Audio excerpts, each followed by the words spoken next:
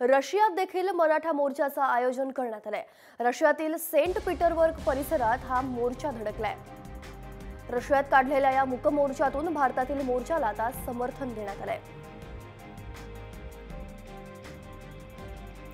अमोल कविटकर आपले प्रतिनिधी आपल्यासोबत आहेत। अमोल, काय सांगाल? सध्या महाराष्ट्रात ठिकठिकाणी मराठा मोर्चांचं आयोजन केलं जात आहे, त्याच्या पाठोपाठ आता रशियात देखील मराठी मोर्चाचं आयोजन केलंय, काय सांगशील? नक्कीच आपल्याला माहिती आहे, संपूर्ण महाराष्ट्रावर अख्खं भगवं वादळ आपल्याला ठिकठिकाणी पाहायला मिळते।